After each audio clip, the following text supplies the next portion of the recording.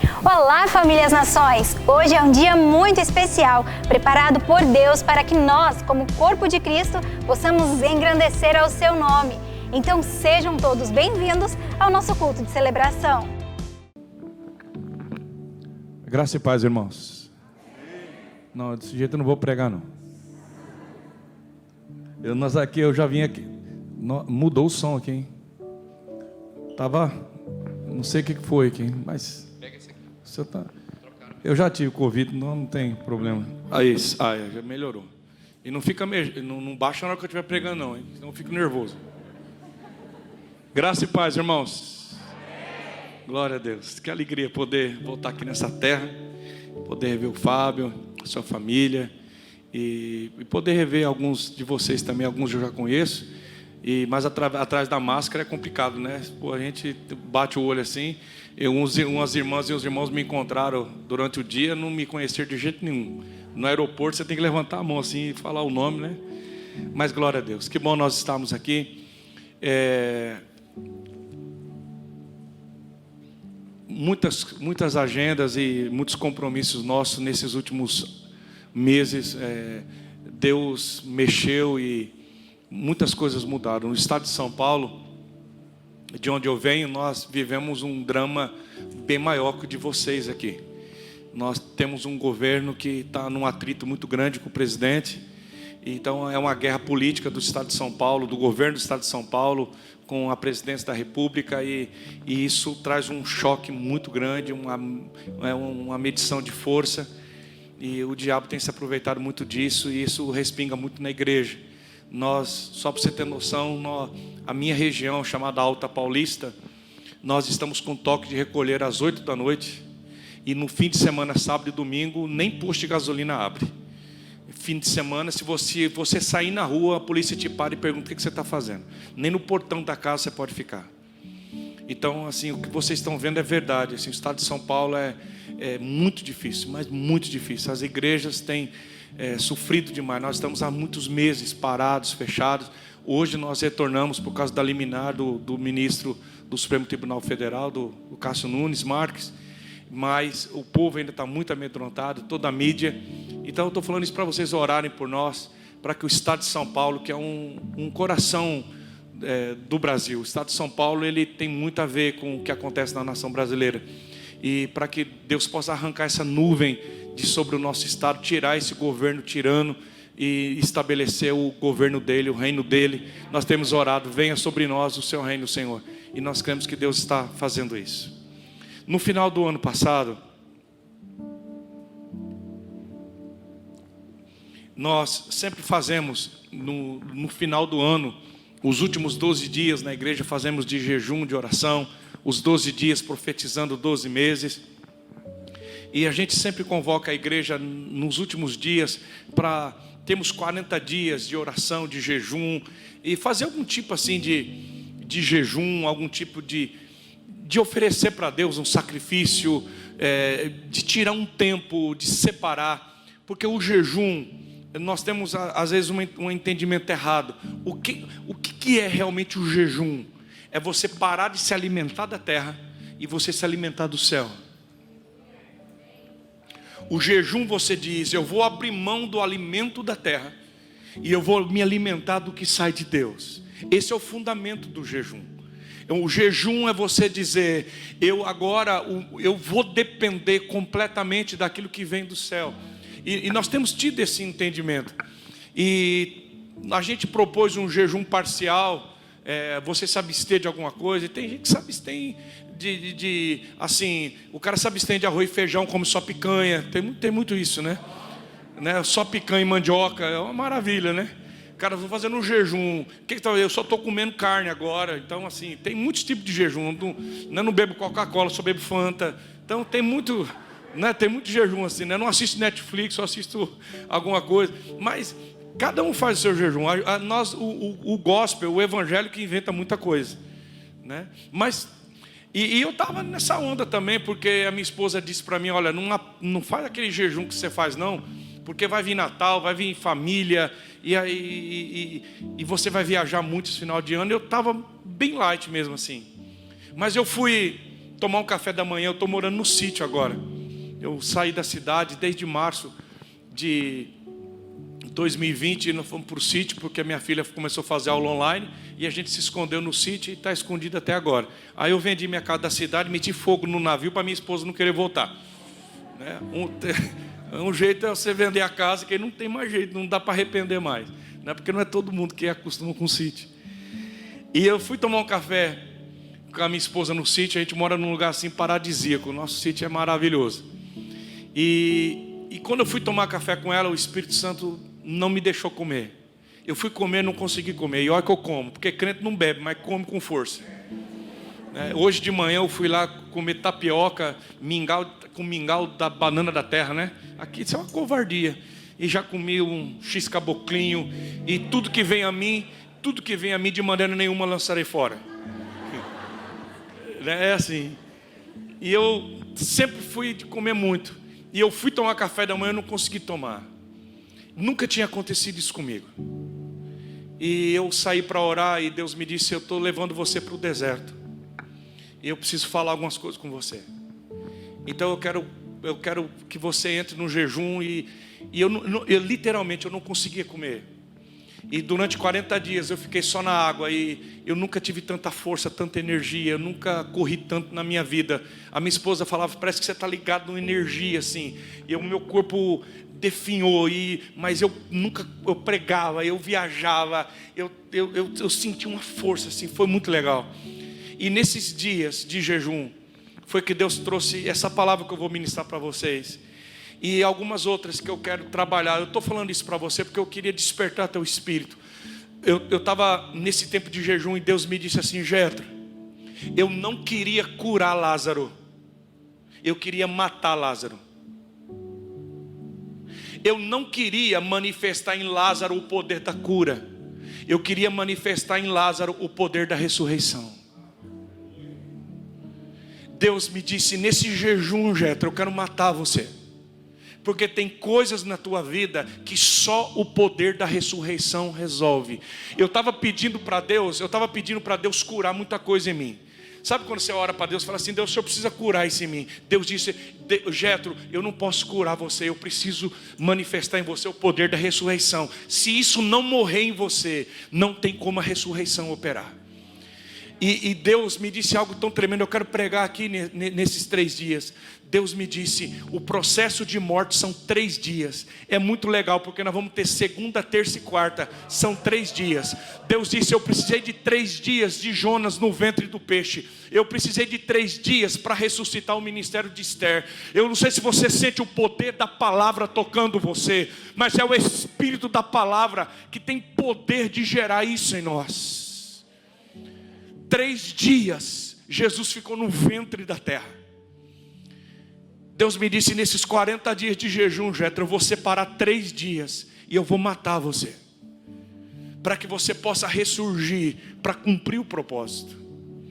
Então eu queria despertar você para estar com a gente, porque muito do que eu vou pregar hoje e daquilo que nós vamos ministrar nesses dias são coisas que eu recebi do Senhor. E aquilo que eu recebi do Senhor é o que eu quero compartilhar com você. Diga glória a Deus. Então hoje eu quero começar com você tendo um entendimento do propósito da última unção. Diga comigo: a última unção. Deus, Ele faz uma promessa. Nós vamos ler Atos 2,17. É quando Pedro no Pentecoste cita Joel.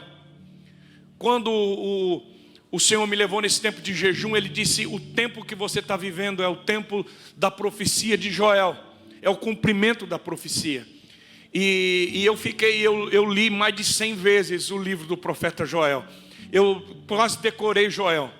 E aqui, quando Pedro e aqueles 120 irmãos recebem a promessa do Espírito, o apóstolo Pedro se levanta e diz: o que está acontecendo aqui foi o que foi profetizado por Joel. Então nós vamos começar. Atos 2:17. Nos últimos dias, diz Deus, derramarei do meu espírito sobre todos os povos. Diga comigo: todos os povos. Os seus filhos e suas filhas profetizarão, os jovens terão visões e os velhos terão sonhos. Sobre os meus servos e as minhas servas derramarei do meu espírito naqueles dias, e eles profetizarão. Mostrarei maravilhas em cima no céu e sinais embaixo na terra, sangue, fogo e nuvens de fumaça. O sol se tornará em trevas e a lua em sangue, antes que venha o grande e glorioso dia do Senhor. Antes que venha o grande e glorioso dia do Senhor. E todo aquele que invocar o nome do Senhor será salvo. Quando nós lemos essa citação de Pedro no Pentecoste, nós temos esse entendimento teológico, e principalmente nós batistas, a gente olha e diz: a profecia de Joel, ela se cumpriu no Pentecoste. A profecia de Joel se cumpriu há 2000 anos atrás. Mas eu quero que você tenha um entendimento: a profecia de Joel não se cumpriu no dia de Pentecoste. Porque a profecia de Joel é que Deus derramaria do Espírito dele sobre todos os povos. E lá no Pentecoste o Espírito Santo veio sobre 120 irmãos, e todos eles eram judeus. A profecia não era para os judeus, a profecia não era para 120 irmãos, não era só para um povo. A profecia de Joel é que nos últimos dias Deus derramaria sobre todos os povos, sobre todas as nações da terra. Então eu quero que você entenda: a profecia de Joel começou a se cumprir lá no Pentecoste sobre 120 irmãos, mas os últimos dias e a profecia de Joel está se cumprindo agora, na nossa geração, nos nossos dias. Porque aqui em Porto Velho começou lá em Jerusalém, mas chegou no Brasil, na América, chegou no Japão, chegou na Oceania. Hoje nos 4 cantos da terra o Espírito de Deus está soprando, e a profecia de Joel está se cumprindo, porque todos os povos estão recebendo do Espírito Santo de Deus. Diga aleluia. Isso é tremendo demais. Porque imagine os irmãos, os últimos dias começaram há 2000 anos atrás. Agora, vejam bem, o apóstolo Pedro ratifica a profecia de Joel, e ele diz assim: Deus vai derramar do Espírito antes do grande e glorioso dia do Senhor. É a volta do Senhor Jesus. Antes da volta do Senhor Jesus, Deus vai derramar do Espírito dele sobre todos os povos. Agora nós precisamos discernir o tempo e as estações, o tempo e o modo. Que unção é essa? Qual é o desenho dessa unção? Se Deus está fazendo algo em toda a terra, qual é essa última unção que precede a volta do Messias? Essa unção, irmãos, é uma unção profética.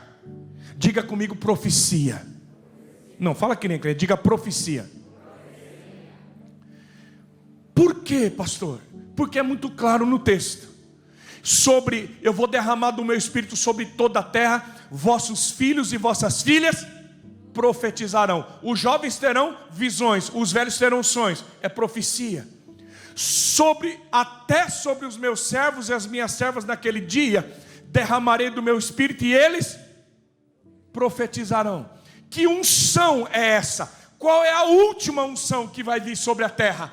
É a unção profética, é a unção da profecia. Agora, isso é muito nítido, irmãos. É muito nítido, porque quem é crente aqui há mais de 20 anos? Quem os crentes velhos aqui, cadê? Nossa, tem pouco crente antigo aqui. Graças a Deus. Só tem crente novo. Mas quem é crente aqui há 20 anos, há mais de 20 anos? Eu nasci batista. Ninguém é perfeito. A gente não tem culpa disso, né? Mas eu estou chegando lá. Então eu nasci, mamãe já era batista, eu sou pastor batista e a vida inteira. Mas quem aqui já participou de uma igreja há 20 anos atrás, não importa se é pentecostal ou tradicional, há 20 anos atrás, a igreja, irmãos, era uma igreja que ela não é como a igreja de hoje. Quando nós olhamos aqui, nós estamos vendo quem que estava adorando aqui? Quem que estava profetizando aqui? Os nossos filhos. Quem que estava dançando aqui de forma tremenda, maravilhosa, profética? Os nossos filhos. Quando a gente olha para a igreja de 20 anos atrás, era uma igreja de paz. Era uma igreja, irmãos, era uma igreja que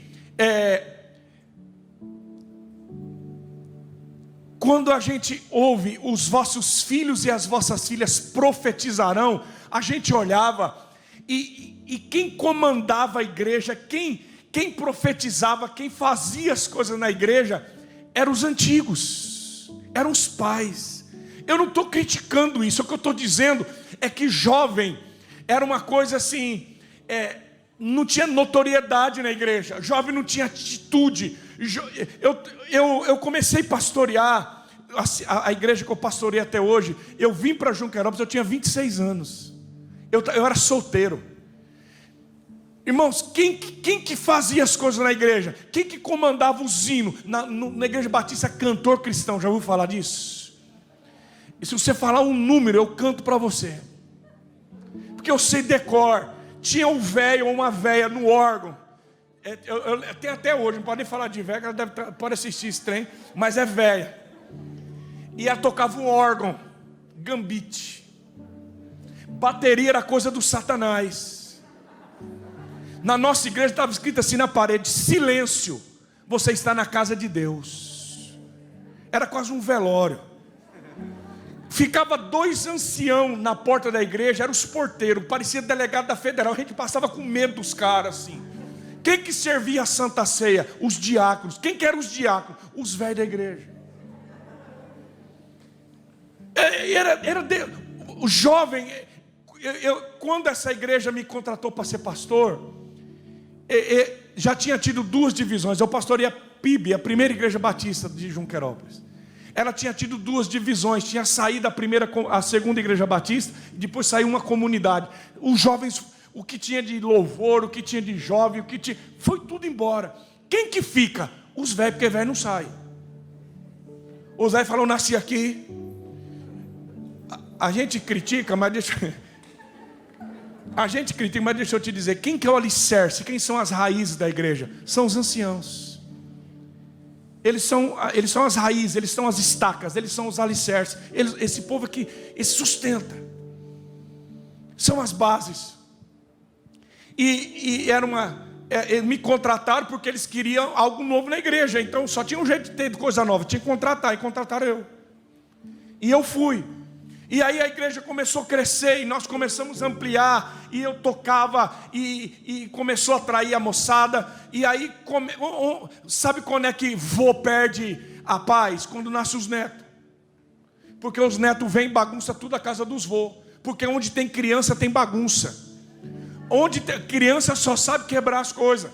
Onde tem criança, você viu criança ter silêncio, não tem criança? E aí começa a chegar a criançada na igreja, começa a chegar os jovens, e eles querem bateria, eles querem tocar, nós colocamos guitarra, pedal, vem os cara cabeludo, vem uns caras que não parece que é crente, sabe, vem uns cara atrapalhados, e aqueles velhos tudo assim, dizendo: meu Deus, o diabo está mandando gente. E começa a bagunça, o jovem quer cantar alto, quer gritar, quer tocar. E aí, na época nós tínhamos uma assembleia, e a veiarada se reuniu, diretoria, fizeram uma reunião comigo: pastor Jetro, o senhor tem que dar um jeito nesse barulho, o senhor tem que dar um jeito nessa meninada. Falei: irmão, vocês não queriam que viessem para cá os filhos, as filhas? Vocês não queriam? A gente queria, mas a gente não quer bagunça. E eu reunia com a moçada, e eu dizia: gente, calma. E a moçada dizia: pastor, por que esses velhos não morrem, pastor?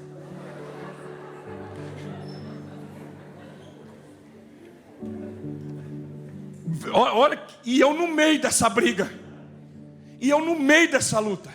Agora, sabe por que eu fico feliz? Porque hoje eu olho, e não importa se tem o cabelo branco, se não tem, os nossos filhos e as nossas filhas, eles estão profetizando. Os nossos filhos estão tendo visões, eles dançam onde você vai, nos 4 cantos da terra. Hoje nós temos uma nova geração que está cheia do Espírito Santo. Tem algum filho e filha aqui essa noite? Tem alguém que pode se manifestar e profetizar? Os meus filhos profetizarão. Isso é maravilhoso demais. Agora, essa unção de profecia, essa unção profética, como que vai ser? Essa unção que precede o grande e temível dia do Senhor, qual é o desenho dela? É uma unção profética, sim, mas que tipo de unção profética? Vamos ler Malaquias capítulo 4, 5 e 6, porque o profeta Malaquias diz para nós qual é essa unção profética. Irmãos, é literal, não tem como ter dúvida.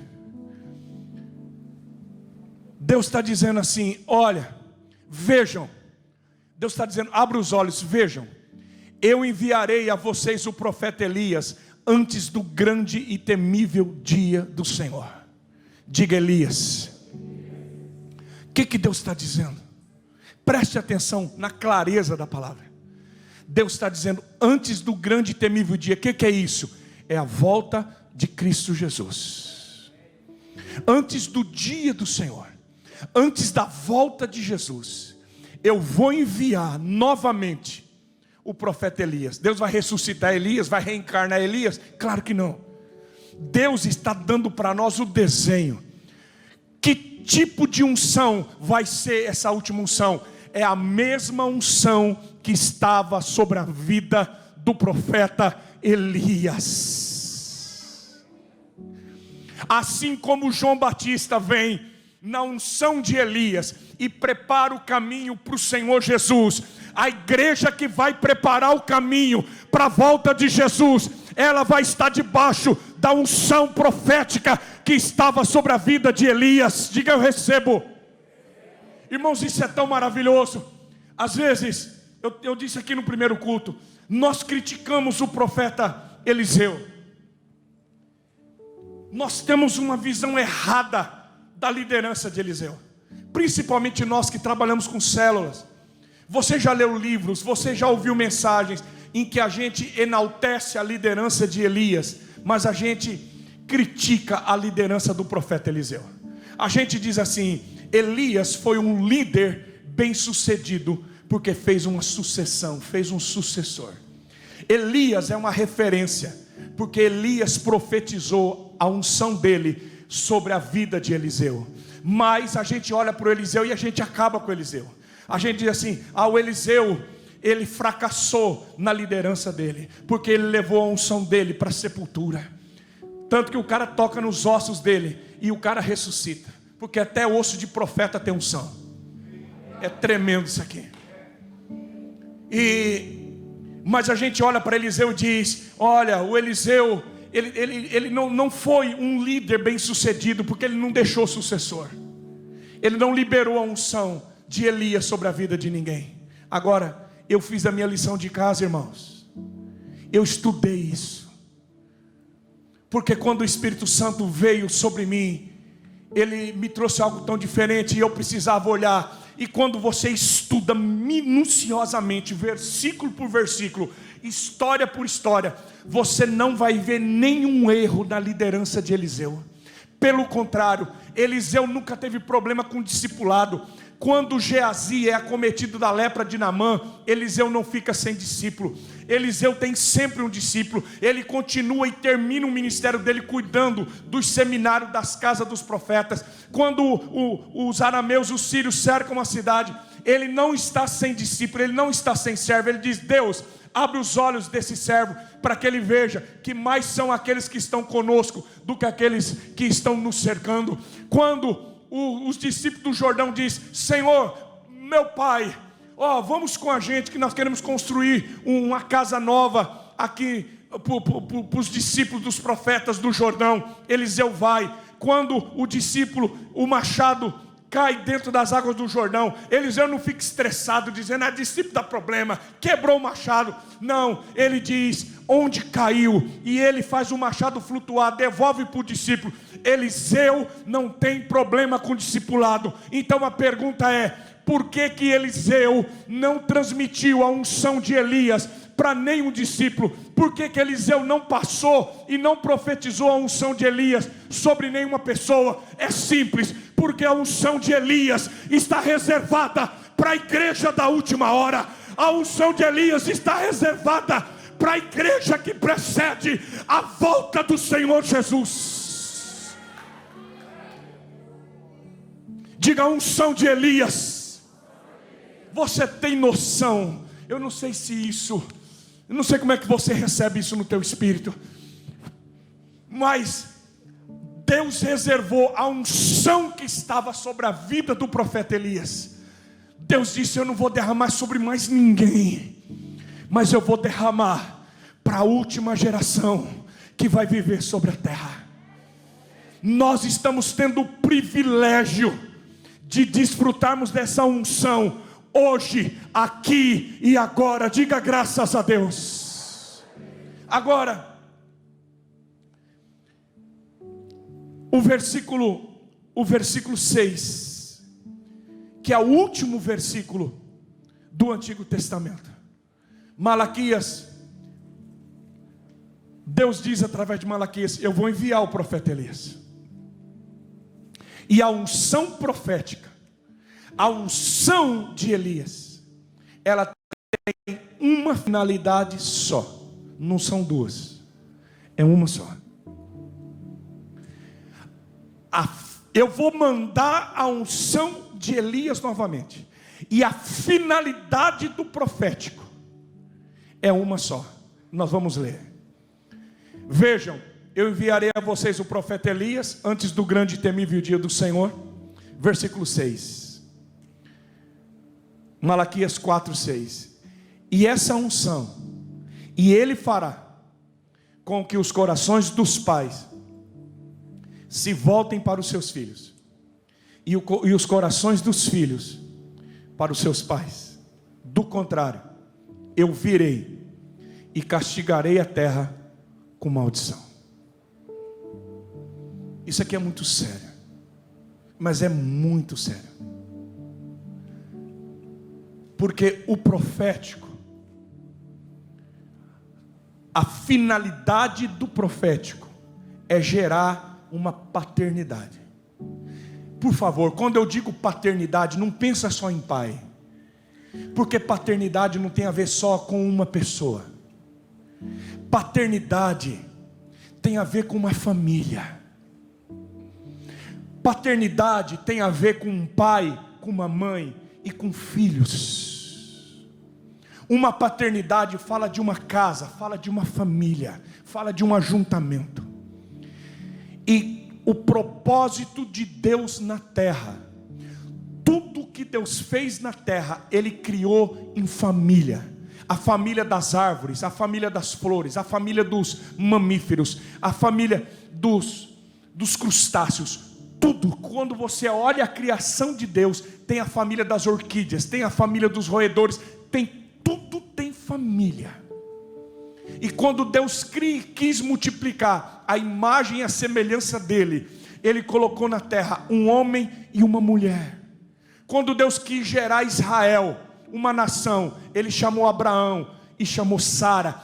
Tudo que Deus gera, tudo que Deus faz, Ele faz em família. E o propósito do profético é fazer com que a gente viva essa realidade.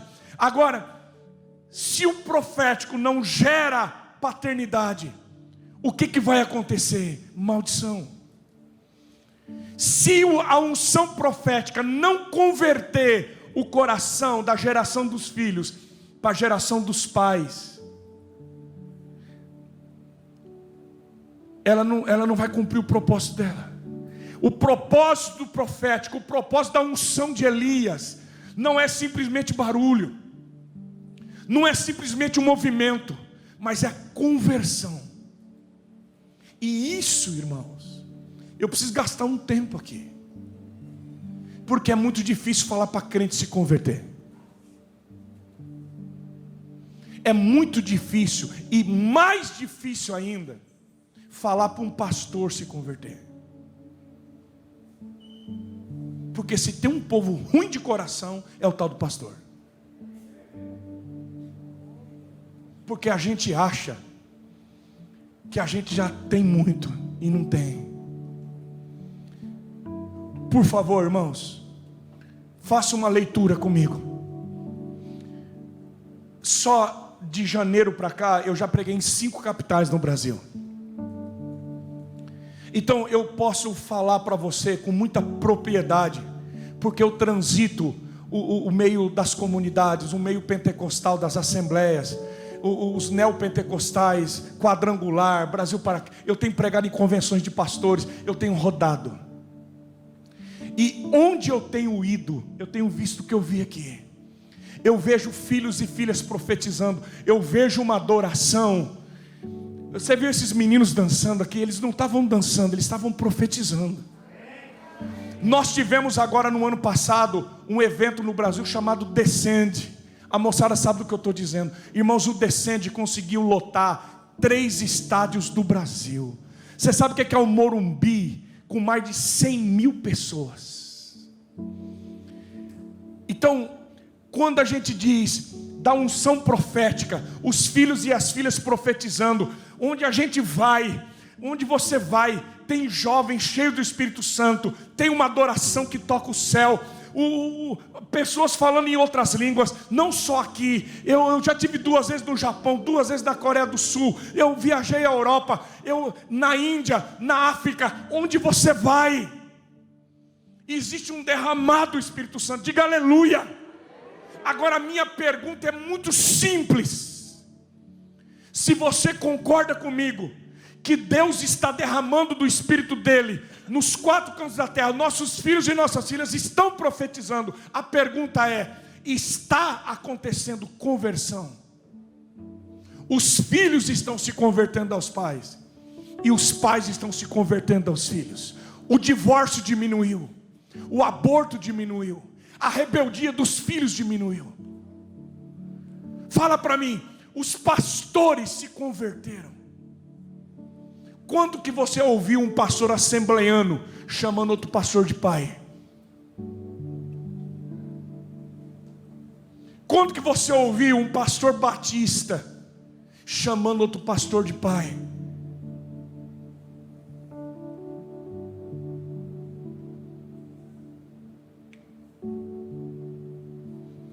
Então eu quero chamar você para perto, porque esse assunto tem muito a ver com você e comigo, mais do que você pensa. Mas eu vou ser rápido. Eu nasci aqui em Porto Velho. Meu pai sempre teve fazenda. Depois daqui nós mudamos para Ji-Paraná, morei um tempo em Vilhena. Meu pai era um homem de posses, mas meu pai era um homem terrível. Um homem viciado na prostituição, nas casas de meretrizes, no jogo. Quando eu nasci, minha mãe conta que quando eu nasci, demorou 30 dias para o papai chegar em casa. Ele veio para Porto Velho e não voltava. Quando voltou, até a geladeira ele teve que dar em pagamento de dívida de jogo. Então eram tempos difíceis. E daqui nós nos mudamos para o sul do Mato Grosso do Sul. E quando chegamos lá, meu pai abandonou a gente. Eu tinha 8 para 9 anos de idade. Eu sou o caçula, eu tenho 2 irmãs mais velhas do que eu. Minha mãe é analfabeta, ela escreve o nome dela. A vida inteira trabalhando na roça. No dia que papai foi embora, eu vi ele colocando as coisas na caminhonete. Eu queria chegar perto dele, eu queria dar um abraço nele. Eu queria que meu pai me amasse. Eu tinha 8 anos. Eu queria que meu pai me percebesse, mas ele não olhava para mim. E quando eu cheguei perto dele, ele arrancou uma faca, colocou na minha barriga e gritou para minha mãe: Tereza, ou você me entrega os documentos e assina para mim, ou eu vou matar esse desgraçado. Foi muito difícil para mim vendo meu pai com aquela faca. E para mim, para ele eu não era nada. Era como um cachorro. Ele podia matar. Eu vi o ódio nos olhos dele. E papai foi embora e deixou a gente sem nada. Eu não sei se alguém aqui foi pobre, assim, pobre com força. Porque pobre hoje tem celular, não é? Pobre tem celular, tem gás, tem água encanada. Pobre hoje toma refrigerante todo dia. Pobre é quando eu tomava tubaína. Eu tomava guaraná uma vez por ano. Tem alguém foi pobre aqui? Até uns 3. Eu fazia um furo com prego na tampa da tubaína, porque eu não queria que acabasse. Eu cresci na rua, irmãos. E muita gente que não sabe o que é isso. Eu queria alguém que me protegesse, mas eu não tinha. E isso foi tão difícil para mim. Mas eu lutei, eu disse para minha mãe: eu vou tirar a senhora da roça. Um dia, mãe, eu vou vencer na vida. E você tem alguém que é pobre aqui, deixa eu te dizer uma coisa. O pobre só tem uma chance na vida. Ele tem que trabalhar mais do que os outros. E tem que estudar mais do que os outros. Eu não estou jogando um peso, eu estou jogando a realidade na tua cara. Se você não trabalhar mais do que os outros e não estudar mais do que os outros, você vai morrer pobre. Porque o rico tem herança, o rico tem alguém que dá um começo para ele, o pobre não tem. Você tem que abrir caminhos. E Deus foi tão misericordioso comigo. Minha mãe sempre crente. Com 12 anos eu tirei minha mãe da roça. Com 14 anos eu comprei meu primeiro carro. Com 18 anos eu tinha uma casa e um carro na garagem. Deus me prosperou demais. Eu consegui fazer 3 faculdades. Deus me honrou. Eu fui atrás do meu pai. Eu batizei meu pai, eu resgatei minha vida com meu pai. E aí eu me torno pastor. Mas eu me torno pastor, eu me caso. Mas quando eu fui atrás do papai, ele não tinha onde morar, ele estava doente, velho. Eu tive que comprar uma casa para ele. Eu tive que comprar remédio para ele. Eu tive que ser pai do meu pai. Eu tive que ser marido da minha mãe, pai da minha mãe. Eu casei minhas irmãs. Eu nunca tive ninguém para assumir esse papel, para cuidar de mim. E eu vivi uma vida assim. Eu resolvo, eu faço, eu consigo. Com Deus, eu tenho Deus, eu tenho tudo. Com Deus eu posso tudo. E eu não entendia que o profético sem a paternidade tem data de validade. Rimou, né? Eu vou repetir. O profético sem paternidade tem data de validade. Por quê, pastor? Porque Deus usa pessoas para nos abençoar. Deus usa pessoas para nos tratar. Deus não nos fez para viver uma vida de orfandade aqui na terra. Deus não nos fez para viver sem família na terra. É por isso que a igreja, irmãos, é um lugar de família. A igreja, o propósito de Deus é converter o coração de pais aos filhos e de filhos aos pais. O propósito de Deus não é apenas salvar o nosso espírito. O propósito de Deus é salvar a nossa vida, a nossa alma, a nossa história.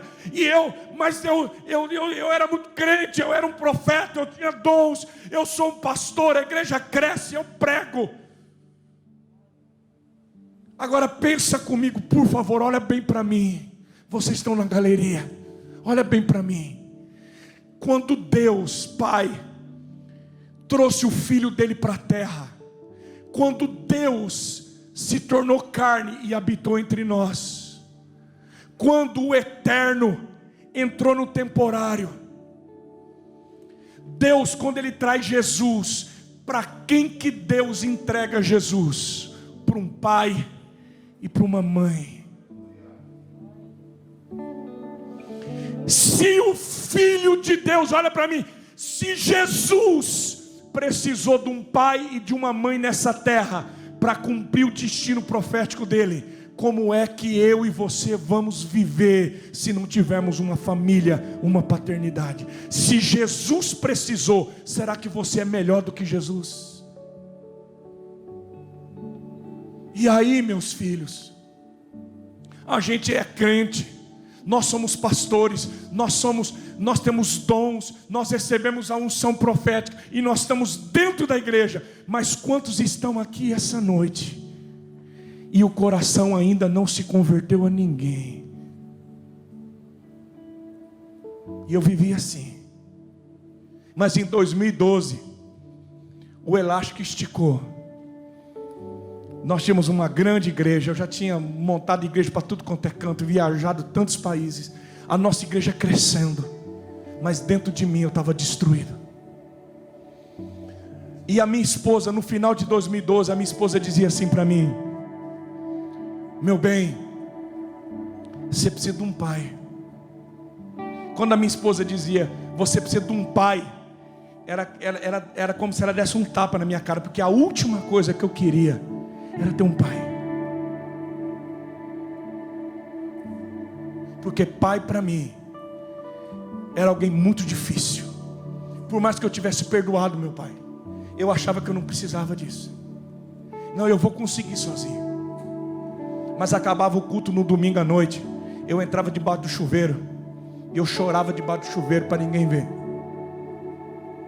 Em 2013, o elástico quebrou. E eu mergulhei numa depressão tão profunda. E eu pensava em morrer todo dia. Porque a dor da depressão, irmãos, ela não passa. Quando a gente escuta de alguém que tira a vida, é porque a pessoa não suporta a dor. A depressão é a dor da alma. Quando você tem uma dor de dente, você toma um analgésico. O cara tem a dor do câncer, ele toma morfina. Você tem uma cólica de rim, você toma uma Buscopan na veia. A dor passa. Agora a dor da depressão, ela não passa. Não tem remédio que acalma a dor. Você sente ela de dia, você sente ela de noite. Você está na praia, não para. Você pega um avião, vai para o Japão, a dor não passa. Você toma um remédio e dorme, mas na hora que você acorda, não tem lugar para você. Irmãos, a depressão é algo tão insuportável que se Deus não cruza o caminho, a pessoa não sobrevive. Por isso, não julga quem está vivendo isso, porque só sabe o que é dor de dente quem já teve dor de dente, e só sabe o que é depressão quem já teve depressão. Ninguém, meu irmão, ninguém quer viver triste. Todo mundo quer ser feliz. Ninguém quer viver enfincado dentro de um quarto. Todo mundo gosta de festa, todo mundo gosta de comer. Ninguém, deixa eu te dizer, ninguém escolhe ter depressão. Eu estou falando isso porque às vezes dentro da igreja a gente é muito mal compreendido. E quando eu vivi isso, quando a corda quebrou, quando o elástico quebrou, eu não tinha mais o que fazer. Ou eu me convertia, ou eu morria. Deus me levou para um lugar onde eu não tinha mais argumentos. Foi em 2013 que o pastor Abe Uber me apresentou o pastor Domingos Jardim de Marília. Agora olhe bem para mim. Você já imaginou um cara com 40 anos, um pastor bem sucedido aos olhos de todo mundo? Nós gostamos de contar os nossos sucessos, mas é muito difícil contar as nossas desgraças. É muito difícil contar as nossas dores e as nossas mazelas.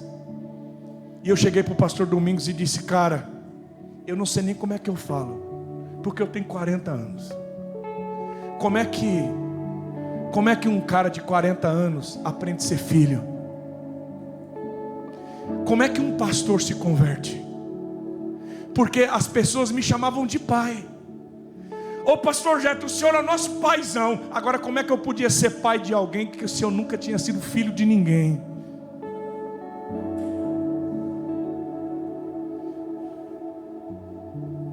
A última coisa que eu queria era ser pai de alguém. Faz 8 anos, irmãos, que eu estou tentando isso. E deixa eu te dizer, hoje eu estou aqui pregando, eu estou curado. Hoje eu quero viver. quando o meu coração se converteu, quando eu comecei a olhar para o pastor Domingos e disse: cara, você é meu pai, eu sou seu filho. E o pastor Domingos disse: eu estou aqui, cara, vamos tentar isso, vamos morar junto. E Deus foi convertendo, conforme meu coração ia se convertendo, a maldição da morte, da depressão ia perdendo força, e a bênção da vida ia tomando conta de mim. Eu só estou aqui hoje pregando para você porque essa palavra se tornou realidade na minha vida. A finalidade do profético é gerar uma paternidade. Por quê? Talvez você está olhando para mim perguntando: por que o senhor está falando tudo isso, pastor? Porque olha para Porto Velho, Rondônia, não é diferente do estado de São Paulo. Nós temos um lar de crianças em Junquerópolis, é o lar do menor, a gente chama de SPI. O conselho tutelar, quando tira a criança das famílias, crianças que foram abusadas, mulheres que foram presas, pais que são violentos, tira da família e manda para nós. Nós tomamos conta de 9 cidades, agora temos uma outra casa em Dracena. Nós cuidamos de muitas crianças há muitos anos. E quando eu vou estar com essas crianças, nós fizemos uma árvore e pedimos para eles escreverem e amarrarem na árvore o sonho delas, um pedido que elas tinham para Deus, um sonho para elas amarrarem na árvore e pedirem para Deus. Meus filhos, quando eu abri aqueles corações brancos e eu li, todas aquelas crianças, elas só pediram uma coisa para Deus, elas só tinham um sonho. Irmãos, eu estou dizendo todas.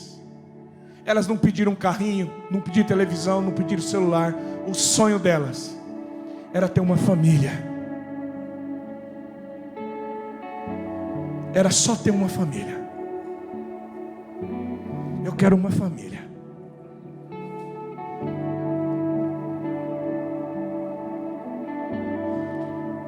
Sai nas ruas de Porto Velho agora, e eu olho para vocês aqui.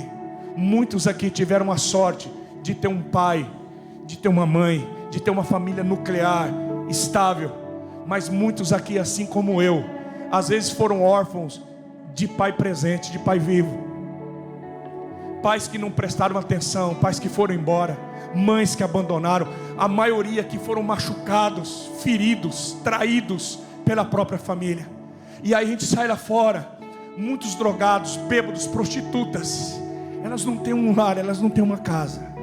E a minha pergunta é: essas pessoas vão chegar aqui, diga aleluia.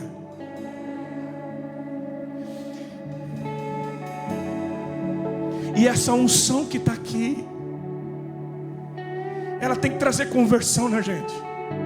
Porque essas pessoas que não tiveram um pai, uma mãe lá fora, precisam encontrar aqui uma família espiritual. Essas pessoas precisam encontrar aqui um pai, uma mãe. As pessoas precisam chegar aqui, olhar para essa igreja e dizer: eu encontrei uma família aqui. Mas a verdade, irmãos, é que a gente anda por muitos lugares e a gente encontra pessoas que estão dentro da igreja, que são crentes há muito tempo. Nós temos pastores que saem pelo fundo da igreja porque não querem conversar com ninguém. Nós temos pessoas que estão dentro da igreja, mas dizem assim: olha, eu sou da igreja às nações, mas é o seguinte, eu não quero que ninguém se envolva com a minha vida, e eu não quero se envolver com a vida de ninguém. Sabe o que a gente faz? A gente compra um cachorro, a gente compra um gato. É o tempo dos pets, e eu tenho 6 cachorros, então eu não tenho problema com cachorro. O problema é que é mais fácil abraçar um cachorro do que abraçar uma pessoa. O problema é que é mais fácil ter amizade com um gato do que olhar para uma pessoa e dizer assim: eu vou cuidar de você, eu vou me importar com você, eu quero ouvir você. Você chegou aqui e eu quero que o meu coração se converta ao seu. A minha pergunta é: quando Deus trouxer os filhos e os pais aqui para essa igreja, eles vão encontrar um ambiente de família aqui. Essa unção que está aqui, ela está convertendo o coração da gente. Irmãos, nós trabalhamos com células. E eu vejo pessoas dizendo assim: eu não quero mais saber de célula, eu não quero saber de gente. Sabe por quê? Porque mexer com gente é a coisa mais difícil do mundo.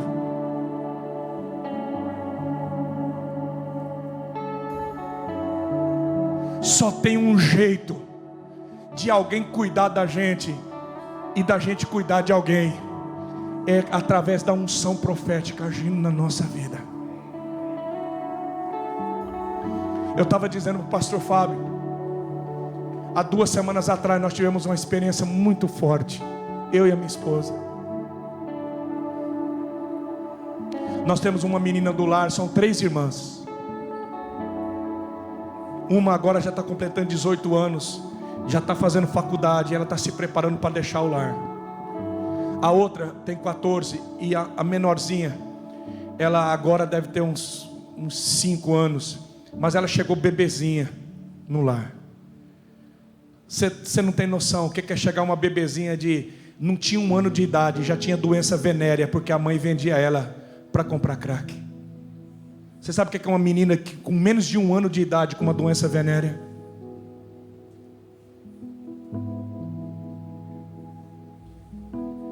Essa menina do meio, ela foi estuprada muitas vezes.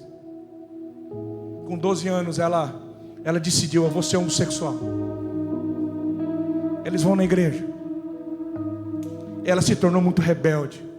Ela começou a agredir as educadoras. Ela deu muito trabalho. Tivemos que chamar conselho tutelar. E agora, há alguns dias atrás, ela tentou se suicidar. Ela cortou os 2 pulsos. Ela tem 14 anos agora. Ela cortou os 2 pulsos, se trancou no banheiro. Teve que chamar a polícia. Teve que chamar o corpo de bombeiro. Ela foi internada. Ela ficou 6 dias internada, esperando vaga num hospital psiquiátrico, porque ela surtou. E nós começamos a orar e a profetizar, porque nós não queríamos que ela fosse para um hospital psiquiátrico. Não conseguiu vaga. Ela deu uma melhorada e ela saiu do hospital, da Santa Casa, e nós fomos atendê-la.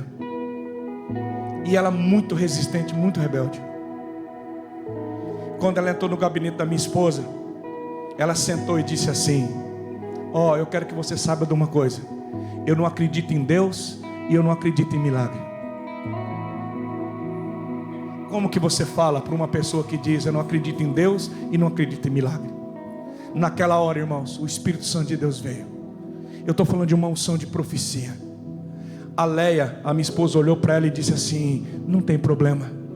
Você já ouviu falar que 4 homens pegaram um aleijado e levaram até Jesus, abriram o telhado e colocaram o aleijado na frente de Jesus, e Jesus curou ele? Pois é, Jesus não curou por causa da fé do aleijado, Jesus curou por causa da fé dos 4.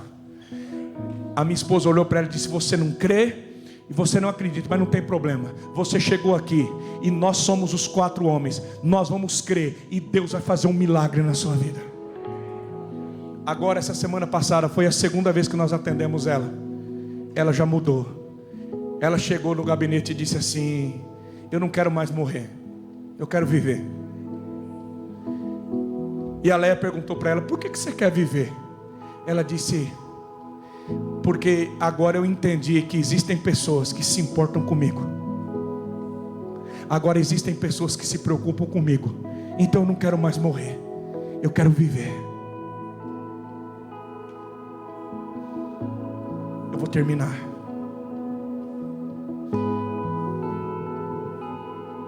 Coloca a mão no seu coração. Diga: Deus, converte meu coração. Fala para Deus, diga: Deus, converte meu coração. Agora olhe para mim. Eu vou terminar. Essa última unção, a unção de Elias, projeta para mim novamente Atos capítulo 2. Eu vou terminar e nós vamos orar.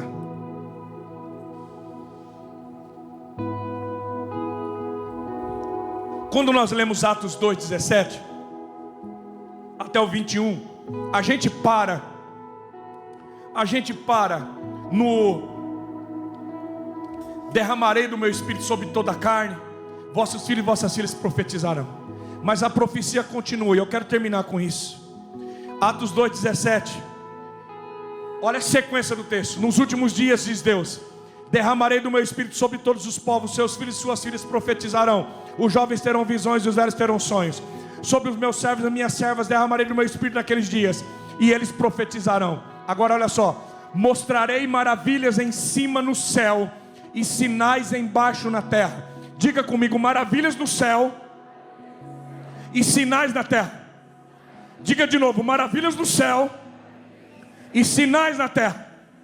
Aí ele diz assim: sangue, fogo e nuvens de fumaça. O sol se tornará em trevas e a lua em sangue, antes que venha o grande e glorioso dia do Senhor, e todo aquele que invocar o nome do Senhor será salvo. Agora, a gente lê isso, e quando a gente ouve maravilhas no céu e sinais na terra, a gente pensa assim: não, antes da vinda do Senhor Jesus, antes do glorioso e temível dia do Senhor, vai ter eclipses lunares, e lua de sangue, e eclipse no sol, e sinais na terra, são terremotos, são tsunamis. Deixa eu te dizer, não é nada disso. Nós acabamos de ler que essa última unção é a unção de Elias. Diga, unção de Elias. Por que é a unção de Elias? Porque Elias fez maravilhas no céu e sinais na terra. Faça a leitura. A unção de Elias foi para quê? Não vai chover, e não choveu. 3 anos e meio, maravilhas no céu. Deus fechou o céu. Depois Elias profetiza para Acabe: sobe, come e bebe, porque eu escuto o ruído de uma abundante chuva. E Tiago, quando escreve a epístola, diz: Elias era homem de carne e osso, sujeito às mesmas tentações que nós. E Elias orou insistentemente a Deus, e Deus abriu o céu e mandou chuva sobre a terra. Quando Elias sobe o Carmelo, ele manda o moço dele 7 vezes. O que Elias faz? Ele mete a cabeça no meio das pernas. Era a posição que as mulheres judias davam à luz aos seus filhos. Quando diz que Elias coloca a cabeça no meio dos joelhos, ele está orando assim: Deus, abre os céus sobre Israel. Deus, manda chuva. Deus, abre os céus. E um homem chamado Elias orou, e Deus abriu o céu e mandou chuva. Diga aleluia. Essa unção está sobre a vida da igreja. Quem vai fazer maravilhas no céu e sinais na terra é uma igreja cheia do Espírito Santo de Deus. Elias pegou a capa dele, tocou no Jordão, e Deus segurou as águas do rio.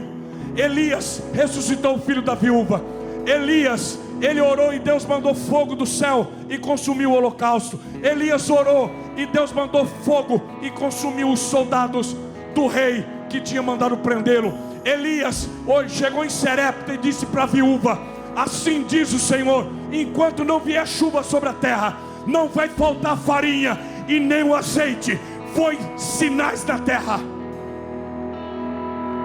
O que eu estou querendo dizer para você essa noite é que nós estamos vivendo um tempo na história de apostasia e de dureza no coração. Mas eu creio com todas as minhas forças que o Deus de Elias continua o mesmo.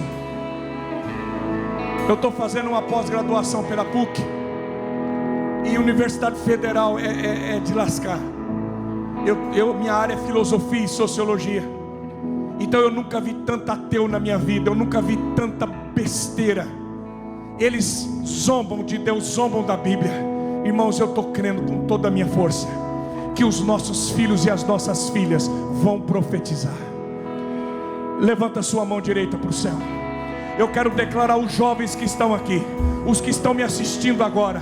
Eu quero declarar que os seus filhos, Deus vai levantar jovens nas universidades, Deus vai levantar na escola meninos e meninas que vão olhar para o professor dizendo: a Bíblia é uma mentira, Deus não existe, Jesus é uma falácia. E os nossos filhos vão levantar e dizer: amanhã ao meio-dia o Deus de Elias vai fazer o sol escurecer. Vai haver maravilhas no céu e sinais embaixo na terra. Quantos recebem essa palavra? Fiquem em pé no seu lugar, por favor. Espírito vem, Espírito Canta, minha filha. Espírito vem. Que momento especial nós vivemos como família, não é mesmo? E não se esqueça, todos os dias temos um culto sendo transmitido por aqui. Amanhã eu te espero no Family Day. Até o próximo domingo.